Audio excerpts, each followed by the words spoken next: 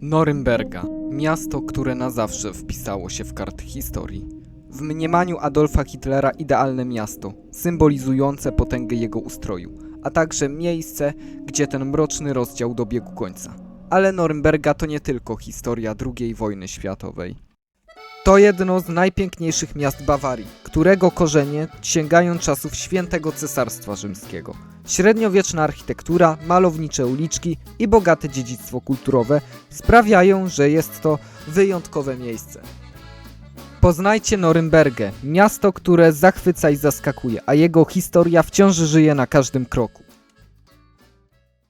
Cześć, tu Star Traveler. Witam Was w drugim odcinku na moim kanale z Niemiec. Dziś zabieram Was w fascynującą podróż po Norymberdze w Bawarii. Mieście, które jak wspomniałem ma wiele twarzy. Przejdziemy się przez Altstadt, odkrywając średniowieczne zakątki, które przetrwały stulecia. Zanurzymy się w mrocznej historii II wojny światowej, odwiedzając miejsca związane z nazistowskimi zjazdami i słynnymi procesami norymberskimi.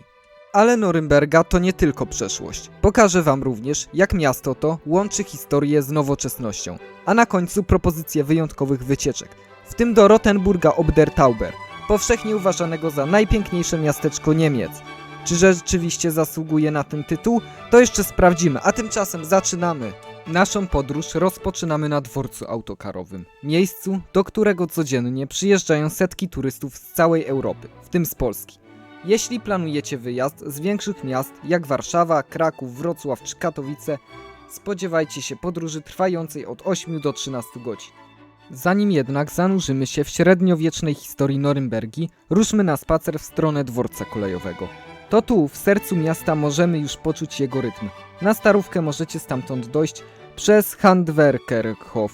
Choć sam tam nie byłem, miejsce to uchodzi za perełkę oferującą prawdziwie średniowieczny klimat. To świetny sposób na rozpoczęcie zwiedzań, przeniesienie się w czasy, gdy Norymberga była jednym z najważniejszych miast Świętego Cesarstwa Rzymskiego.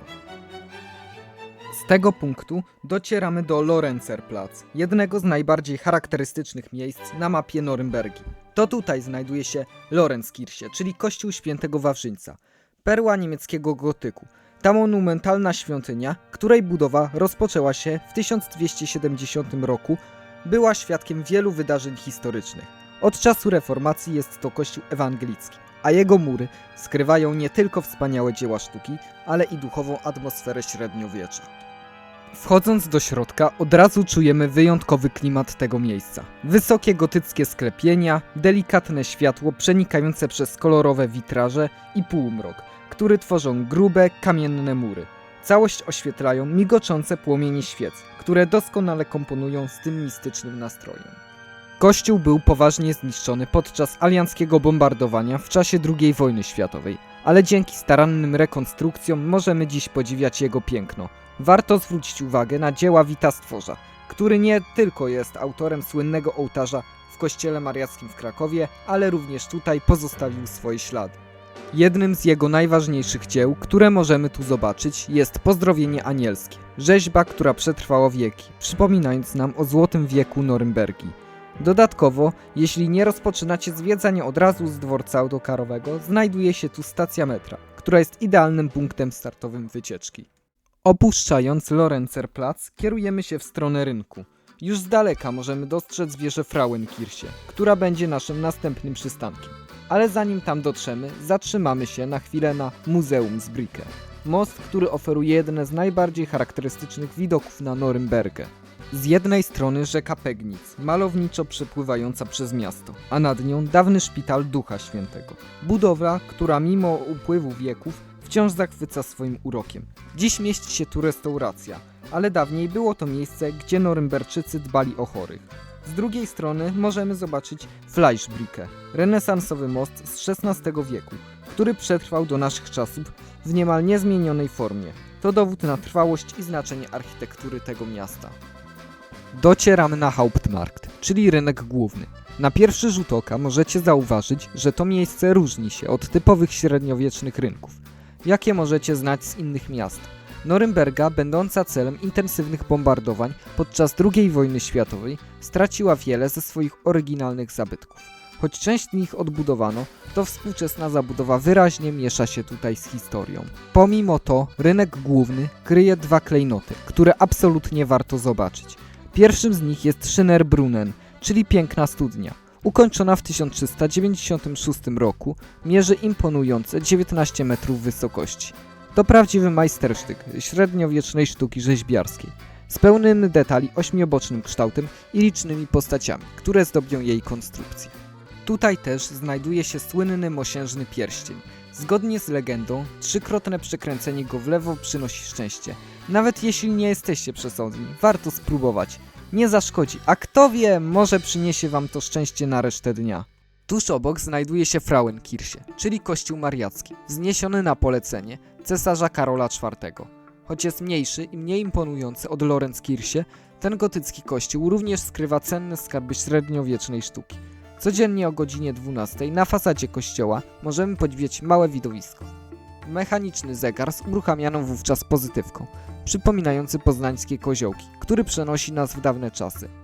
Warto tu być o tej godzinie, by obejrzeć to krótkie, ale niezwykle klimatyczne przedstawienie.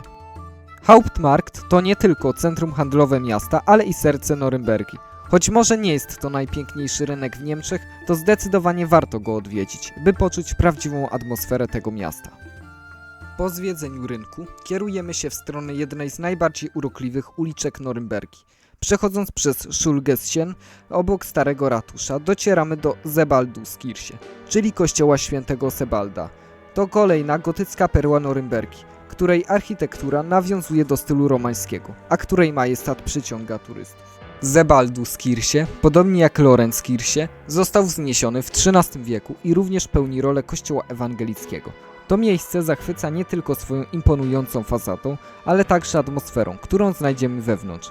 Mimo zniszczeń podczas wojny, kościół ten również został odbudowany i wciąż emanuje tym samym wyjątkowym nastrojem, co wieki temu.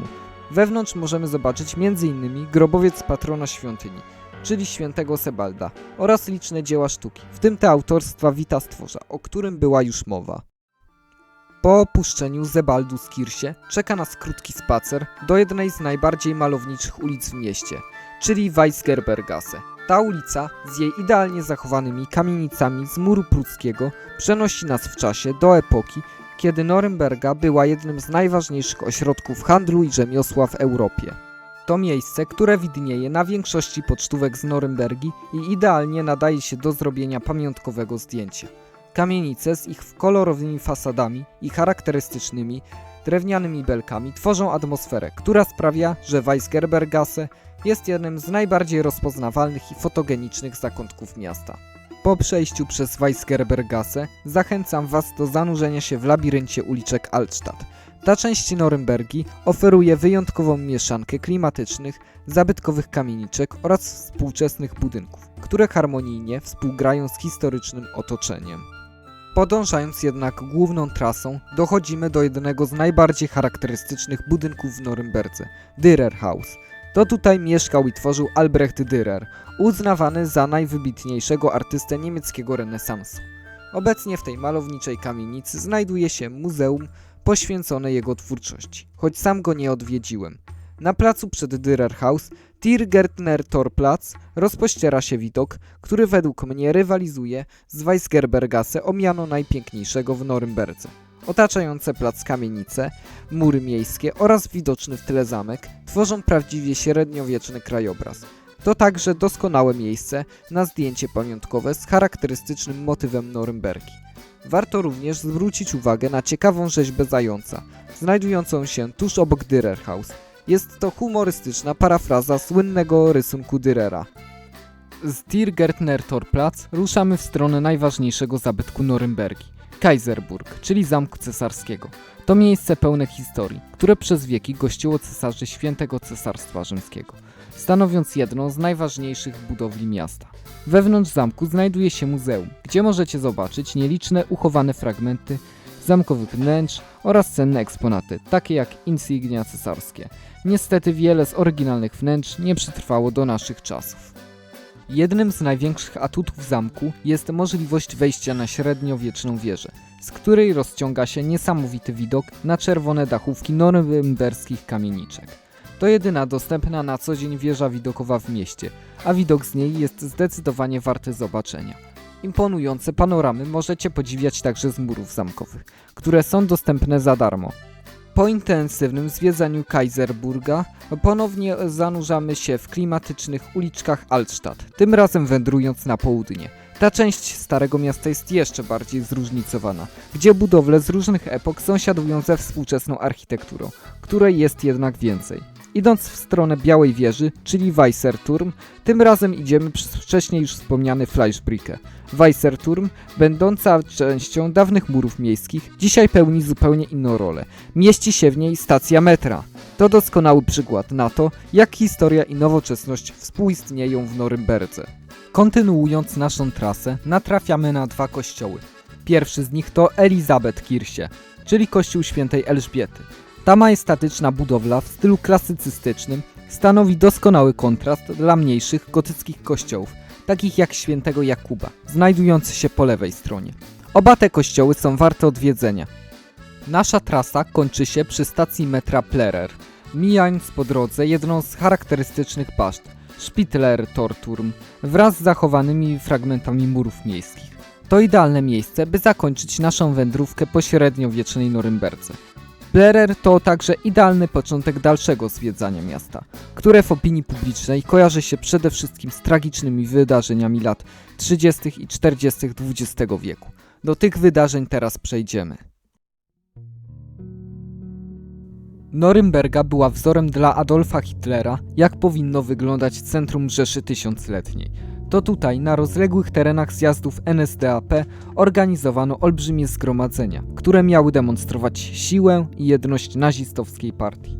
Możecie kojarzyć wielkie marsze, masowe zgromadzenia i przemówienia, które miały miejsce właśnie tutaj, a które zostały udokumentowane na niezliczonych materiałach propagandowych.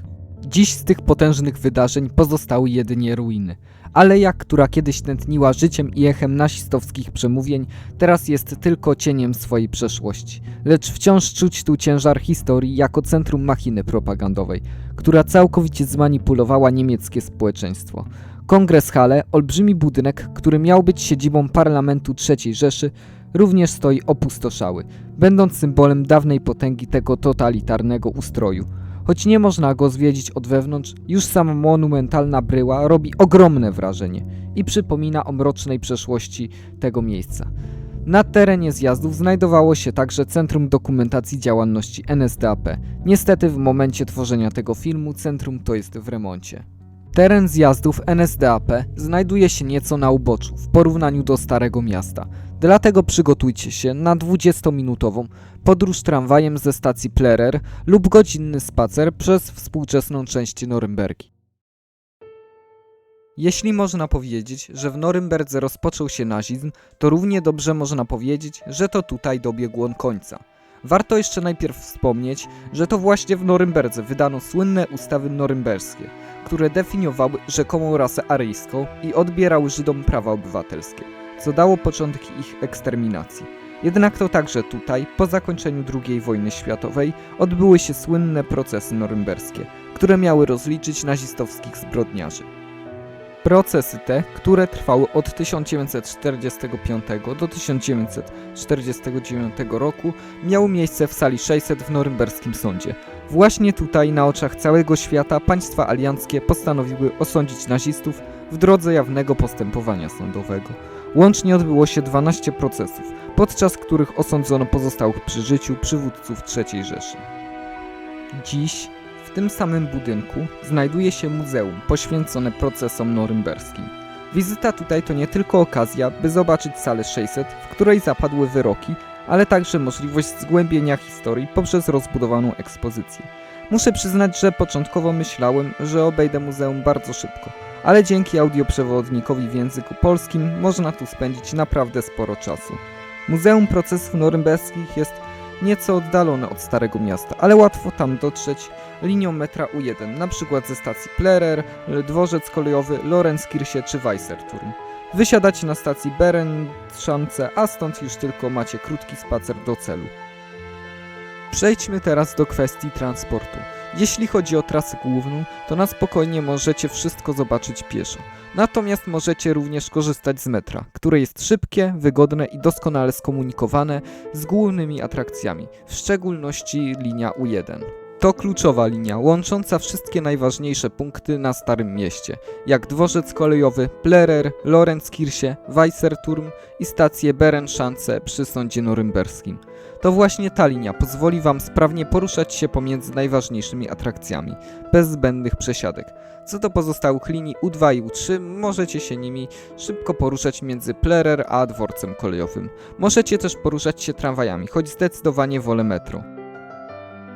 Norymberga to nie tylko fascynujące miasto, ale także idealna baza wypadowa do odkrywania innych perełek północnej Bawarii.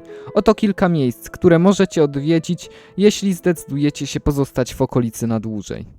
Zaczynamy od miejsca, które osobiście miałem okazję odwiedzić. Pottenstein i słynna jaskinia diabła. Pottenstein to malutkie, urokliwe miasteczko, położone w regionie Szwajcarii frankońskiej. Ten malowniczy obszar można porównać do naszej rodzimej Jury krakowsko-częstochowskiej. Jednak to, co najbardziej przyciąga turystów, to Teufelshytte, największa jaskinia w regionie. To ogromna jaskinia o długości aż 3000 metrów i wysokości 1500 metrów. Zwiedzanie jaskini to doświadczenie, które pozwala zanurzyć się w zupełnie inny, tajemniczy świat. Czas na propozycję z listy UNESCO. Ratisbona to jedno z najstarszych miast w Niemczech, którego starówka nad Dunajem jest prawdziwym skarbem. Wąskie uliczki, średniowieczne budowle i imponująca katedra świętego Piotra sprawiają, że Ratisbona zachowała swój średniowieczny klimat. Würzburg to kolejne miasto, które zachwyca swoim dziedzictwem. Ma starówkę, ale jego prawdziwą perełką jest pałac arcybiskupi, często porównywany do tak znanych obiektów jak Wersal czy Schönbrunn, co świadczy o jego znaczeniu. Bamberg to miasto o niezwykłym uroku, którego stare miasto jest pełne urokliwych kamieniczek, malowniczych kanałów i zabytkowych kościołów. To miasto jest dużo mniejsze od Norymbergi, Ratisbony czy Würzburga, ale jest również jednym z najczęściej odwiedzanych bawarskich miast. Jak widzicie, tych propozycji jest od wyboru do koloru, jednak najciekawszą propozycję zgodnie z zapowiedzią zachowałem na koniec, czyli Rottenburg ob der Tauber. To miasteczko, choć nie znajduje się na liście UNESCO, uważane jest za najpiękniejsze w całych Niemczech, a nawet przez niektórych za najpiękniejsze w Europie. Ale czy rzeczywiście jest tak magiczne, jak mówią? Cóż, nie zmieściłbym tego w tym odcinku, więc postanowiłem to sprawdzić osobiście, sam tam przyjechałem, jednak o tym opowiem już w kolejnym odcinku. Tymczasem, jeśli ten odcinek Wam się podobał, koniecznie subskrybujcie kanał, włączcie powiadomienia, by nie przegapić odcinka z Rottenburgiem i dajcie like, a ja dziękuję Wam za wspólnie spędzony czas. Do zobaczenia w kolejnym odcinku. Cześć!